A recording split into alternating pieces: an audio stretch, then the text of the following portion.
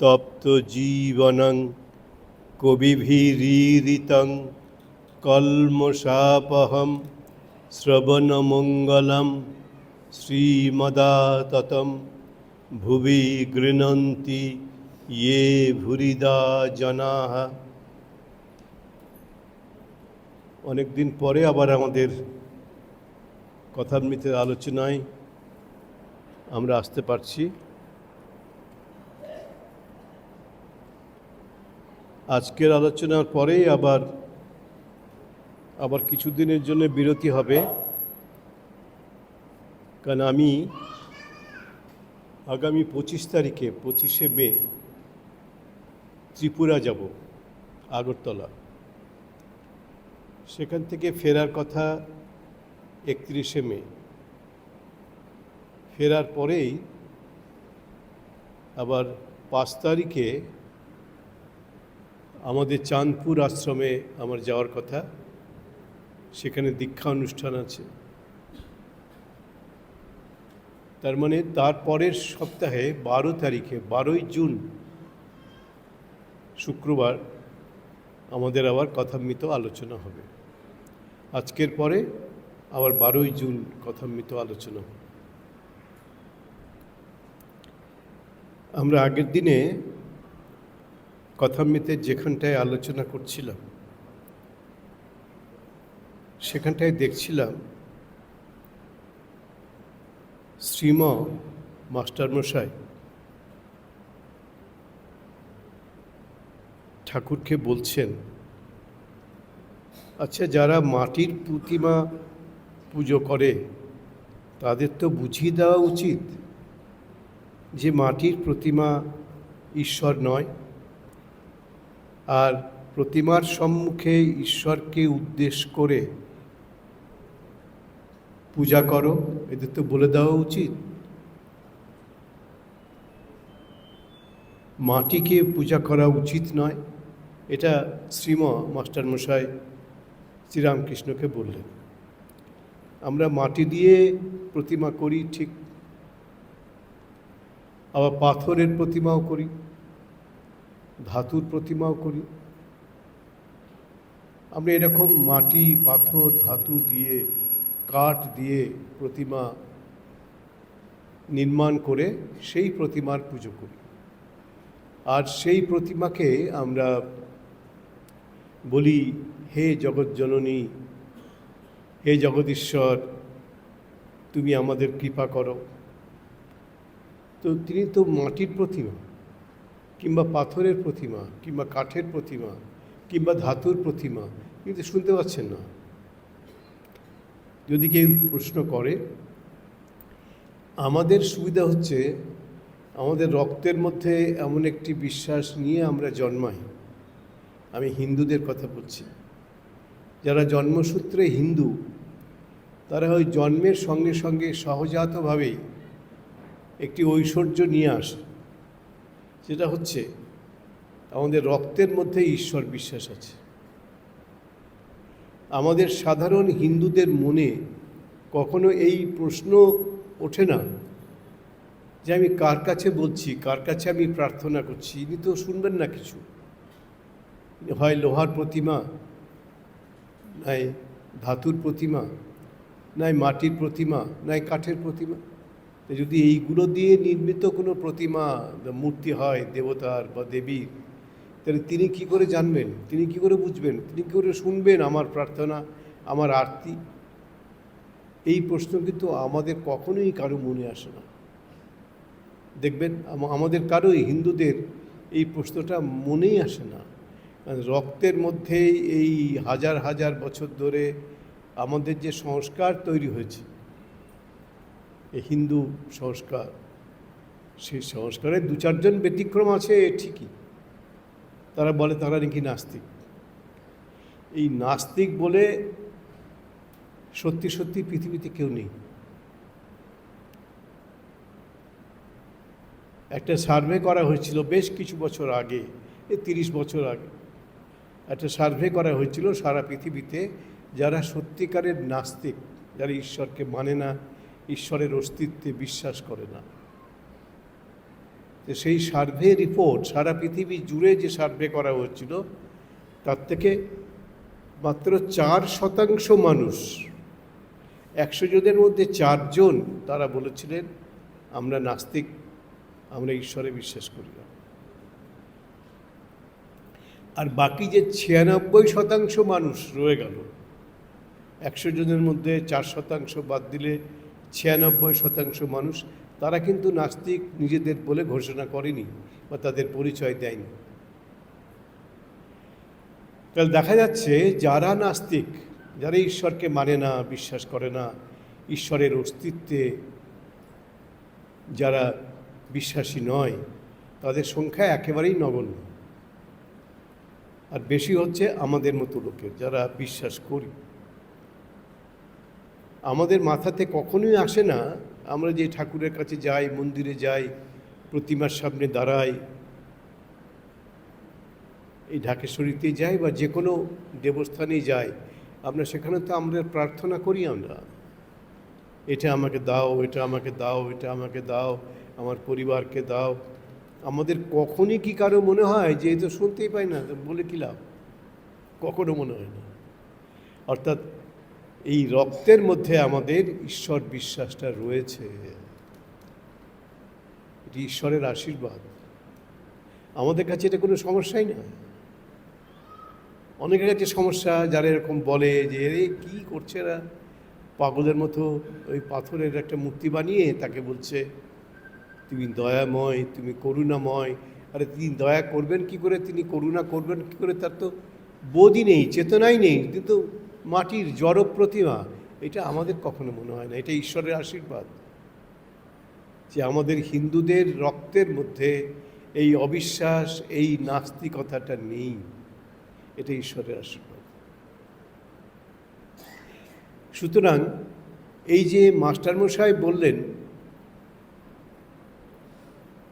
পাথরের প্রতিমা বা মাটির প্রতিমা, এটি মাস্টারমশাই বললেন কারণ তখন এই ভারতবর্ষে, তখন ভারতবর্ষের রাজধানী হচ্ছে কলকাতা।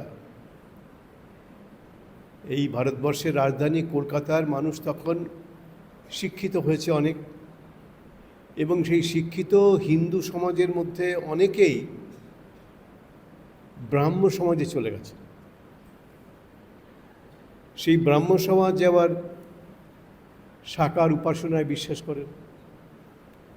তারা হিন্দু ঘরেরই ছেলে, হিন্দু ঘরেরই মেয়ে, তারা আবার এই মাটির প্রতিমা, পাথরের প্রতিমা, কাঠের প্রতিমা, এই যে প্রতিমা, এটি বিশ্বাস করে না।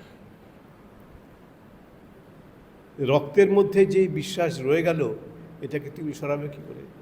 সে একটা গল্প শুনেছিলাম, একজন হিন্দুকে জোর করে মুসলমান করা হয়েছে। এই যে মুসলমান হওয়া, এটা অধিকাংশ ক্ষেত্রেই জোর করে, ভালোবেসে প্রাণের তাগিদে কেউ হিন্দু ধর্ম ত্যাগ করে মুসলমান হয়েছে এরকম নেই। জোর করে, প্রলোভন দেখিয়ে, বলপূর্বক মুসলমান ধর্ম গ্রহণ করতে বাধ্য করা হয়েছে। এরকম একজন হিন্দুকে মুসলমান করা হয়েছে জোর করে,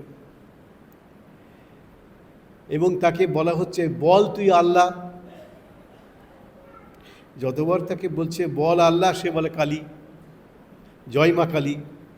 সদ্য হিন্দু থেকে মুসলমান হয়েছে তো, যতবার তাকে বলছে বল আল্লাহ, আর সে ততবারই বলে জয় মা কালী।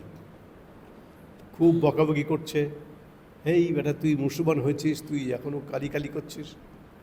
বলছি বাবা, আমার গলা অবধি যে কালী ঢুকে রয়েছে, আমার গলা অবধি কালী, সেখান থেকে আমি তাকে সরাবো কী করে?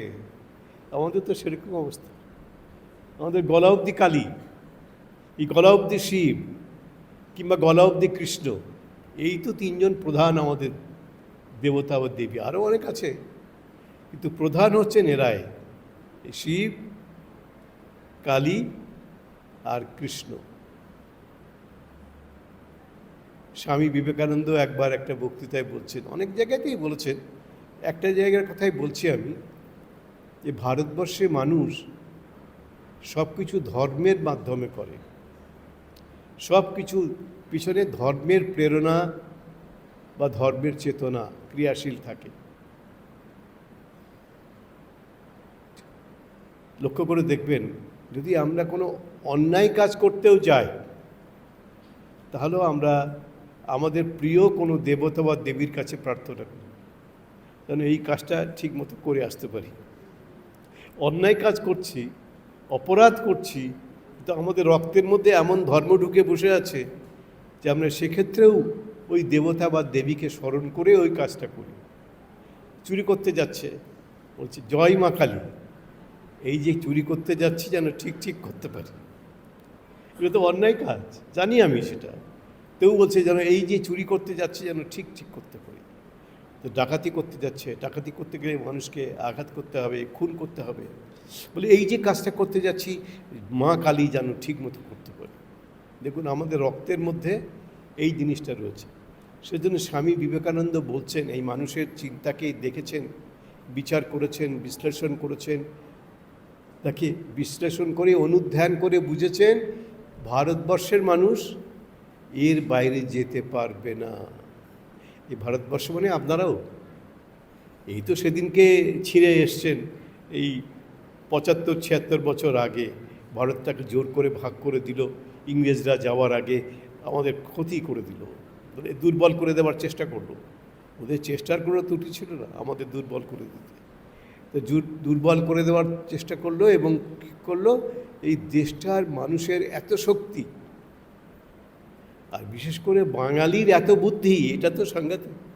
দুর্বুদ্ধি হতে পারে কিন্তু বুদ্ধি তো, দুর্বুদ্ধি তো বুদ্ধি। তো বলছি এমন বুদ্ধি, সুতরাং এদেরকে আলাদা করতেই হবে, তাতে এরা দুর্বল হয়ে যাবে। যদি ভারতবর্ষের মধ্যে এই দুই বাংলা এক হয়ে থাকতো, তাহলে ভারতবর্ষে কেউ আমাদের পাশে দাঁড়াতে পারত না। যদি দুই বাংলা এক হয়ে থাকতো, ওরা ওই জন্যেই ইচ্ছাকৃতভাবে পরিকল্পিতভাবে আমাদেরকে বিভক্ত করে দিয়ে গেল। এটা ওদের রাজনীতি, এটা ওদের কূটনীতি। স্বামী বিবেকানন্দ বলছেন, in India A man stills religiously. Bharatvarsha তখন মতো এই বাংলাদেশ ঢুকে আছে। ভারত বলতে সবটাকেই বোঝাচ্ছে। ভারতে যদি কেউ চুরি করে, সে ওই ধর্মের নামেই চুরি করে, এটা একদম খাঁটি সত্যি কথা। যদি কোনো অন্যায় করে, সে ধর্মের নামেই করে, ধর্মকে স্বীকার করে, ধর্মকে স্মরণ করে সে করে। তাই বলছেন, if a man steals in India, যদি ভারতে কেউ চুরি করতে যায়, ডাকাতি করতে যায়, he or she steals religiously, ধর্মের নামে, ধর্মকে সামনে রেখেই সে চুরি করে বা ডাকাতি করে, এমনকি খুন করে ধর্মকে সামনে রেখে। জয় মা কালী, এই যে খুন করতে যাচ্ছি যেন নিশ্চিন্তে করতে পারি, কেউ যেন ধরতে না পারি, আবার ক্লিয়ার হয়ে বেরিয়ে আসে, হাত মুখ পরিষ্কার করে বেরিয়ে আসি, কেউ জানতেও পারবে না, ধরতেও পারবে না। এই ধর্মের একটা বিকৃতি, এটাকে বলতে পারেন ডিস্টরশন অফ রিলিজন, ধর্মের একটা বিকৃতি। কিন্তু ধর্মের বিকৃতি তো অধর্মের বিকৃতি নয়, ধর্মের নামে এই বিকৃতিটা, এটা আমাদের বৈশিষ্ট্য। তাই ওই যে বলছে, একজনকে জোর করে হিন্দুকে মুসলমান করা হয়েছে, জয় আল্লাহ বল, আল্লাহ বল। তো সে যতবার চেষ্টা করছে, সেই মুখ থেকে আল্লাহ আর বেরোচ্ছে, যতবার বলছে, বকছে, মারছে, তাও বলছে জয় মা কালী। কেন এরকম করছিস? তুই তো ইসলাম ধর্ম গ্রহণ করছিস, মুসলমান হয়েছিস। বলে কি করবো বাবা, গলা অবধি কালী ঢুকে বসে আছে, গলা অবধি মা কালী ঢুকে বসে আছে, কিছু করার নেই আমার। আমাদের অবস্থা এরকম। এই যে আমাদের দেশে, তখন ভারত একটাই দেশ, জোর করে বহু মানুষকে খ্রিস্টান করা হয়েছে, বহু মানুষকে মুসলমান করা হয়েছে, কখনো জোর করে, কখনো প্রলোভন দেখিয়ে করা হয়েছে। ভালোবেসে কেউ তার যায়নি, সব জবরদস্তি করে, জোর করে, প্রলোভন দেখিয়ে সব করে, অধিকাংশ ক্ষেত্রে এটা করা হয়েছে। যার ফলে কি হচ্ছে, হিন্দু ধর্ম এখনও ভারতবর্ষে প্রধান ধর্ম। এই ধর্মের মানুষ সংখ্যার দিক থেকে এখনও ভারতবর্ষে গরিষ্ঠ, সংখ্যা গরিষ্ঠ।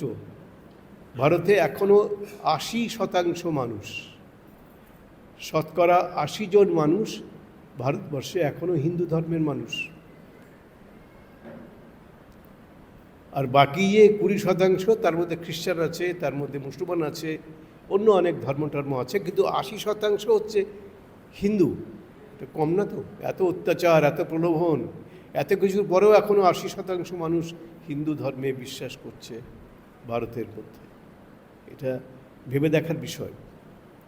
আমি বললাম 30 বছর আগে একটা সার্ভে করা হয়েছিল গোটা পৃথিবী জুড়ে, যে নাস্তিক মানুষ কতজন ভারতে না, গোটা পৃথিবীতে। তো সেই সার্ভে করার রিপোর্ট হচ্ছে যে 4%, মাত্র 4%, 100 জনের মধ্যে মাত্র 4 জন যারা নাস্তিক বলে নিজেদেরকে। না, সে হয়তো নাস্তিক বলে, তার স্ত্রী হয়তো মন্দিরে যায়, স্ত্রী হয়তো দেবতায় বিশ্বাস করে, ধর্মে বিশ্বাস করে। তাহলে ওই যে মানুষটা বলে আমি নাস্তিক, সে তো পুরো নাস্তিক হতে পারলো না। অর্ধেক তো, তার স্ত্রী তো তার অর্ধেক, সে তো ধর্মে বিশ্বাস করে, ঈশ্বরে বিশ্বাস করে। অর্থাৎ শুধু একেবারেই নির্ভেজাল নাস্তিক ওই 4%ও থাকবে না।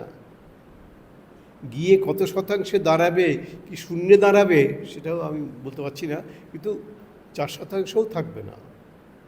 এটা আমাদের রক্তের মধ্যে আছে। ঈশ্বরের এই যে ডিজাইন আমাদের জন্যে, ধর্মের জন্যে, শ্রীরামকৃষ্ণ বলছেন সব ধর্ম আসবে আর যাবে। আমাদের ধর্ম, যেটা আমাদের হিন্দু ধর্ম, যেটাকে সনাতন ধর্মও বলা হয়, সেই ধর্মটি শুধু থাকবে। সব ধর্ম আসবে আর যাবে, কিন্তু সনাতন ধর্মটিই থাকবে। এটা আমাদের ভেবে দেখা দরকার। এই হিন্দু ধর্মের এত শক্তি কেন, কোথা থেকে? তাই শ্রীরামকৃষ্ণকে মাস্টারমশাই তার প্রথম যখন দেখা হচ্ছে তখন প্রশ্ন করছেন যে এই মাটির প্রতিমায় কেন মানুষ পূজা করবে? শ্রীরামকৃষ্ণ বলছেন মাটি কেন গো, তো চিন্ময়ী প্রতিমা, মাটি তো নয়। চিন্ময়ী মানে জাগ্রত, জীবন্ত, চেতন প্রতিমা। মাস্টার চিন্ময়ী প্রতিমা বুঝিতে পারিলেন না। শিক্ষিত মানুষ, তখনকার দিনের কলকাতা বিশ্ববিদ্যালয়ের গ্র্যাজুয়েট, মানে ভয়ঙ্কর ব্যাপার। আমরা যখন ছোট, আমার বয়স 80 হতে আর 1-1.5 বছর বাকি আছে, তার মানে আমাদের ছোটোবেলাটা মানে 80 বছর আগের কথা বলছি। সে সময় যদি কেউ ফার্স্ট ডিভিশনে পাস করতো ম্যাট্রিক, তাকে দেখতে 5টা গ্রামের লোক আসতো, দেখতে আসতো 5টা গ্রামের লোক ম্যাট্রিকে ফার্স্ট ডিভিশন পেয়েছে। তখন এরকম পরিস্থিতি ছিল। তাই শ্রীরামকৃষ্ণ বলছেন মাটি কেন গো? বলছেন, তখন মাস্টারমশাই বলছেন যারা এটা এই মাটির প্রতিমায় পূজা করে তারা তো জানে না, তারা ভুল করছে, তাদের তো বুঝিয়ে দেওয়া উচিত যে মাটিকে পূজা করা উচিত নয়। মাস্টারমশাই বলছেন, সদ্য এসছেন তো, যদিও শিক্ষিত মানুষ, তখনকার দিনের কলকাতা বিশ্ববিদ্যালয়ের গ্র্যাজুয়েট, ওদেরকে তো বুঝিয়ে দিতে হবে যে মাটিকে কেন করবে, মাটিকে প্রতিমায় পূজা করাতে উচিত নয়। শ্রীরামকৃষ্ণ লেখা আছে বিরক্ত হইয়া, ওই যে বুঝিয়ে দিতে হবে মাটিকে পূজা করা উচিত নয়, মাটির প্রতিমাকে পুজো করা উচিত নয়, বা বলতে পারেন পাথরের প্রতিমাকে পুজো করা উচিত নয়, ওদের তো ভুল করছে, বুঝিয়ে দেওয়া উচিত। শ্রীরামকৃষ্ণ বিরক্ত হইয়া, তোমাদের কলকাতার লোকের ওই এক। এখানে কলকাতা মানে তখন কলকাতা ঠিকই আছে, কিন্তু এখানে এখন কলকাতা বলতে বুঝতে হবে সারা পৃথিবী।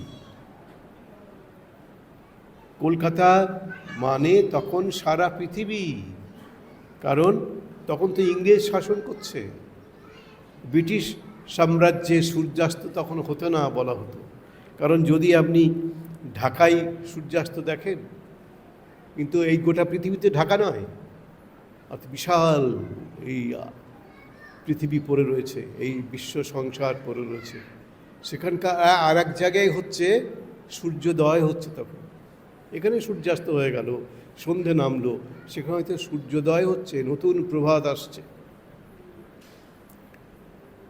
এই জন্য আমেরিকার মানুষদের সঙ্গে আমাদের একটা টাইমের পার্থক্য হয়েছে। আমেরিকায় যখন সকালবেলা তখন আমাদের রাত্রিবেলা, আমাদের যখন রাত্রিবেলা তখন ওদের সকালবেলা। সুতরাং এটা তো পৃথিবীর একটা প্রান্তে, আর একটা প্রান্তে বিশাল পৃথিবী, আমাদের তো আমরা ধারণাই করতে পারি না। আমরা ঢাকাটাকেই ধারণা করতে পারি, কত বিশাল ঢাকা, কত মানুষ, কোটি কোটি মানুষ এখানে বাস করছে। এই বাংলাদেশে কত কোটি কোটি মানুষ বাস করছে, ধারণাই করতে পারি না। শ্রীরামকৃষ্ণ বিরক্ত হয়ে বলছেন, তোমাদের কলকাতার লোকের ওই এক। এখানে কলকাতা মানে এই যে ভৌগোলিক ভূখণ্ড তার কথা বলা হচ্ছে না, বা আমরা বলছি না। এখানে কলকাতা বলতে বোঝাচ্ছে গোটা পৃথিবীটাকে। তখন ব্রিটিশ সাম্রাজ্যে সূর্যাস্ত হতো না তো, গোটা পৃথিবী তখন ব্রিটিশের অধিকারে, এই জন্য ব্রিটিশ সাম্রাজ্যে বলা হতো সূর্যাস্ত হয় না। কেবল লেকচার আর লেকচার, এই ঠাকুর দিচ্ছেন একটা, শুধুই লেকচার। আপনি দেখবেন আমাদের মধ্যেও কীরকম লেকচার দেয়। সাধারণ মানুষ এমনি জ্ঞান বুদ্ধি বেশি নেই, শিক্ষিত নয়, কিন্তু অপরকে জ্ঞান দেওয়ার জন্য রেডি, জ্ঞান দেবেই, সেজন্য সব জানে, সব জানতা। আমরা তো কেউ সব জানতা নই, আমাদের ভাব হচ্ছে সব জানতা।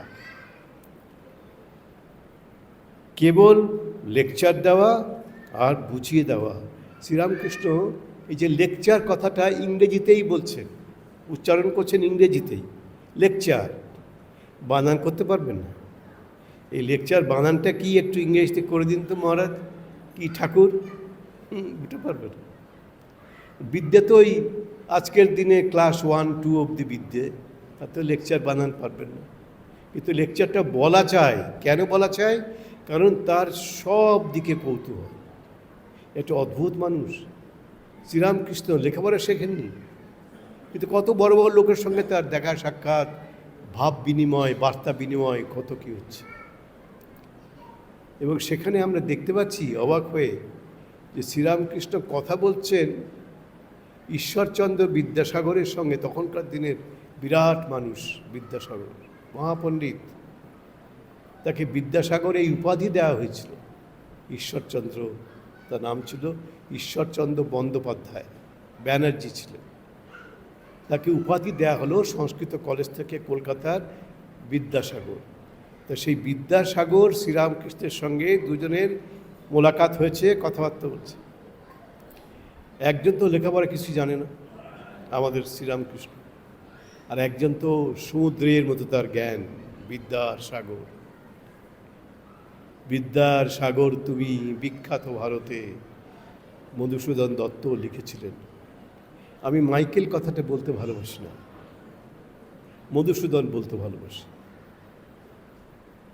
তার নাম মাইকেল মধুসূদন দত্ত। তিনি হিন্দু ধর্ম ত্যাগ করে প্রলোভনের জন্যে খ্রিস্টান ধর্ম গ্রহণ করেছিলেন। পরে তিনি অনেক অনুশোচনা করেছেন। একটি বিখ্যাত কবিতা আছে মধুসূদনের, তার নাম আত্মবিলাপ। আপনারা পড়েছেন কিনা জানি না। তখন তো একটাই দেশ, অবশ্য আমার জন্মের আগেই দেশটা বিভক্ত হয়ে গেছে, কিন্তু তখন তো দেশ একটা। তখন একই গ্রন্থ সারা দেশে বাঙালির মধ্যে পাঠ্য ছিল।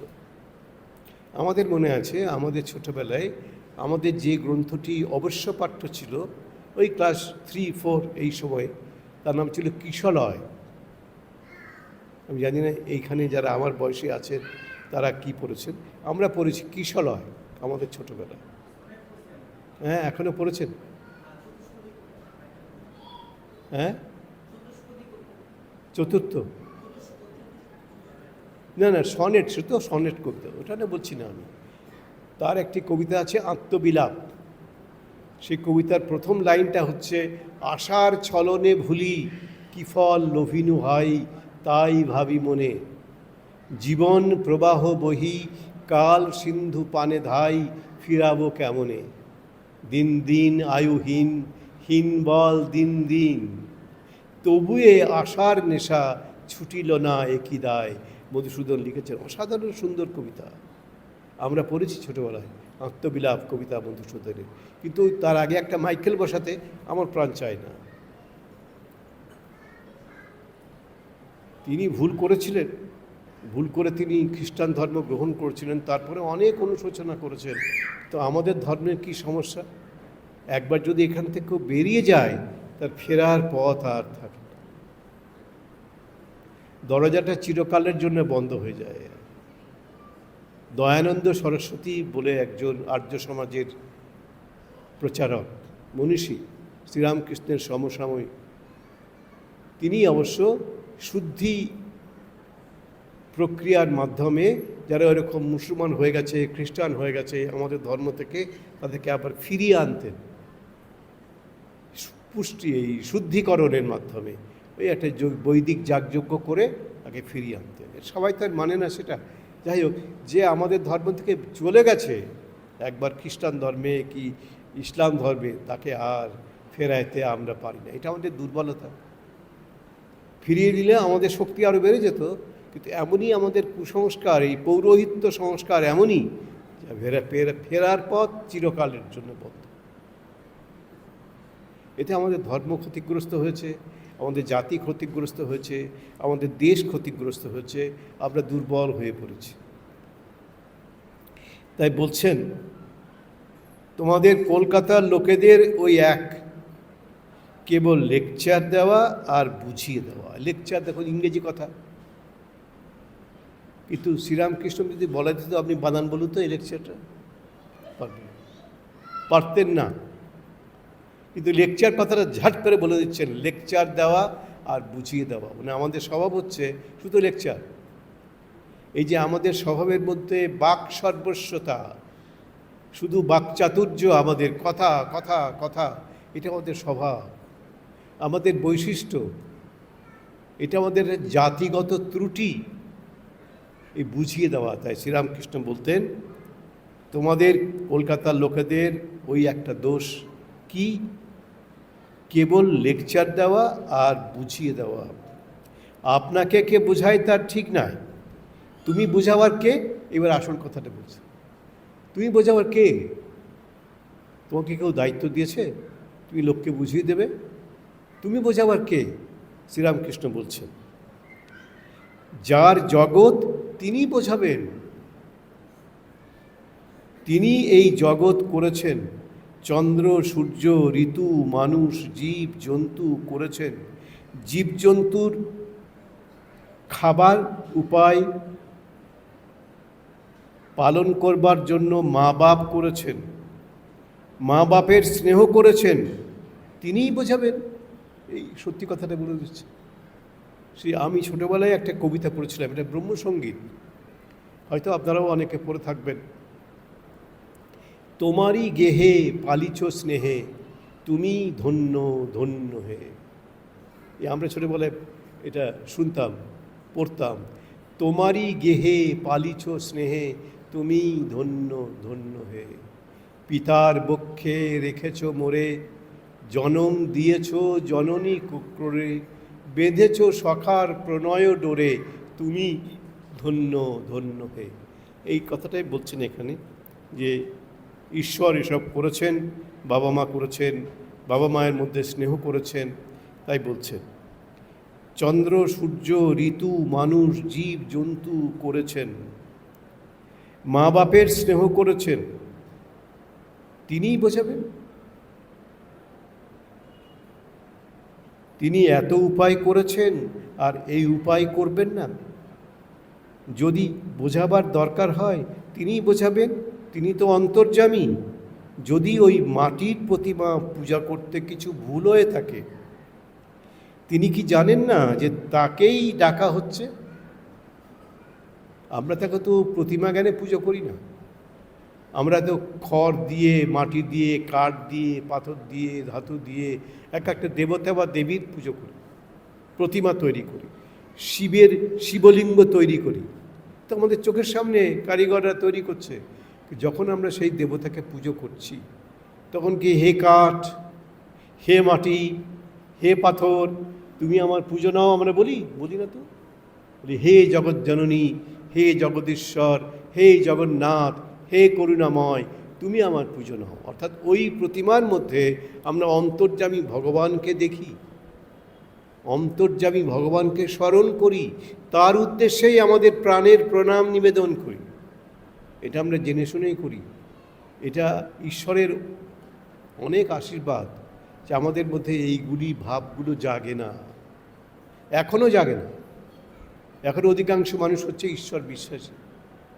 এখনও হিন্দুদের মধ্যে অধিকাংশ মানুষ এখনও ঈশ্বর বিশ্বাসী এবং প্রতিমা পূজায় বিশ্বাসী।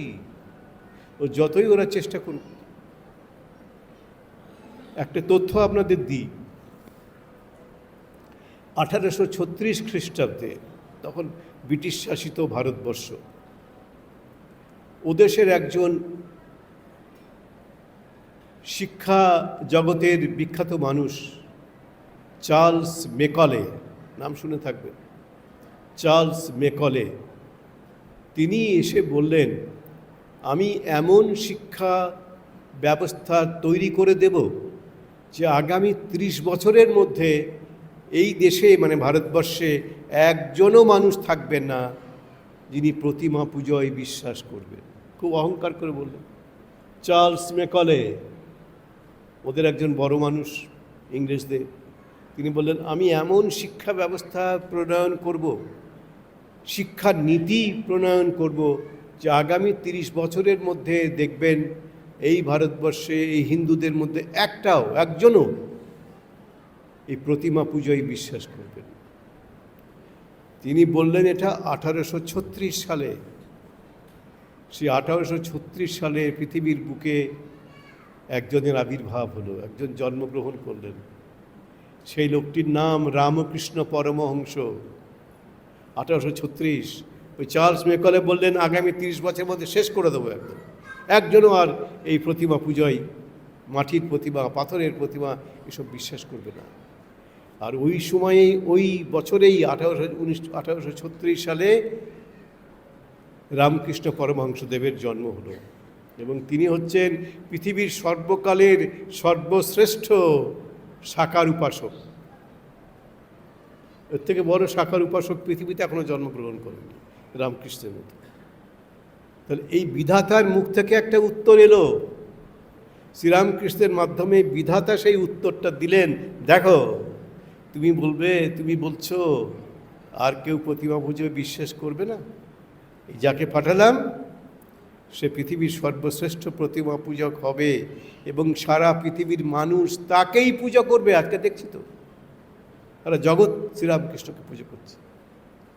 একবারে মোক্ষম জবাব ইতিহাসের বুকে আমরা দেখতে পাচ্ছি, মোক্ষম জবাব বিধাতার পক্ষ থেকে শ্রীরামকৃষ্ণকে তিনি পাঠালেন, যা ওদেরকে বুঝিয়ে দেয় যাক। এমন বোঝালেন যে সব চিৎপটাং। ওরই প্রধান শিষ্য স্বামী বিবেকানন্দ বিশ্বের দরবারে প্রমাণ করলেন প্রতিমা পূজা সার্থক, প্রতিমা পূজার শ্রেষ্ঠ উপাসনা স্বামী বিবেকানন্দ প্রমাণ করে দিলেন হিন্দু ধর্মের পক্ষ থেকে। যে ধর্মকে সবাই নস্যাৎ করে দিয়েছিল, আমাদের ধর্মকে কেউ গুরুত্বই দিত না। স্বামীজি তো চান্সই পাচ্ছিলেন না ওখানে হিন্দু ধর্মের কথা বলার জন্য। যাক, ঈশ্বরের ইচ্ছাই, ওই শ্রীরামকৃষ্ণের ইচ্ছাতেই সব কিছু হলো। তিনি ওখানে দাঁড়ালেন হিন্দু ধর্মের প্রতিনিধি হিসাবে এবং হিন্দু ধর্মকে পৃথিবীর শ্রেষ্ঠ ধর্ম বলে প্রমাণিত করে দিলেন ওদের সামনে। ওই পণ্ডিতদের দেশে, অহংকারীদের দেশে তিনি প্রমাণ করে দিলেন আমাদের ধর্ম পৃথিবীর সর্বশ্রেষ্ঠ ধর্ম, সর্বপ্রাচীন ধর্ম। তার আগে কোনো ধর্ম পৃথিবীতে জন্মায়নি। হিন্দু ধর্মই সর্বপ্রাচীন ধর্ম এবং সর্বশ্রেষ্ঠ ধর্ম তিনি প্রমাণ করে দিলেন। আমার আর বলার সময় নেই, আজকে এই অবধি বললাম। আবার আমার কিন্তু পরের শুক্রবার হচ্ছে না, পরের শুক্রবার আমাকে যেতে হবে ত্রিপুরা, আগরতলা। সেখান থেকে ফিরেই আবার তারপরের বৃহস্পতিবার দিন চলে যাব চাঁদপুর আমাদের আশ্রমে, সেখানে দীক্ষা অনুষ্ঠান আছে। তারপরে শুক্রবার মানে 12ই জুন আমি এখানে থাকব, ঈশ্বরের ইচ্ছা হলে তখন আবার কথামৃত আলোচনা আমরা করব। আমাদের কথামৃতের একটা দুটো শব্দ আমরা বলি, একটা দুটো বাক্য আমরা বলি, কিন্তু এদিক ওদিক অনেক কথা আমাদের এসে যায়। আসলে আমাদের কথা তো অনন্ত, এই কথার শেষ কে করবে? রবীন্দ্রনাথ বলছেন, শেষ নাহি যে, শেষ কথা কে বলবে? রবীন্দ্রনাথের কথা, ওর পরে তার কেউ বলতে পারবে না কথা। শেষ নাই যে, শেষ কথা কে বলবে? তাই যে কথার শেষ হয় না, অনন্ত কথা চিরকাল বলা হচ্ছে, চিরকাল বলা হবে। যতদিন কাল থাকবে ততদিন কথামৃত থাকবে, ততদিন ধর্মকথা থাকবে, ততদিন বেদ উপনিষদ থাকবে, সব থাকবে আমাদের ওদের ধর্মের, কিন্তু আমাদের ধর্মের থাকবেই। আমাদের ধর্মটি হচ্ছে, শ্রীরামকৃষ্ণ বলছেন, সনাতন ধর্ম। চিরকাল ছিল, চিরকাল থাকবে। অন্য সব ধর্ম কবে এলো, ইতিহাসে তারিখ দিনক্ষণ সব পেয়ে যাবে।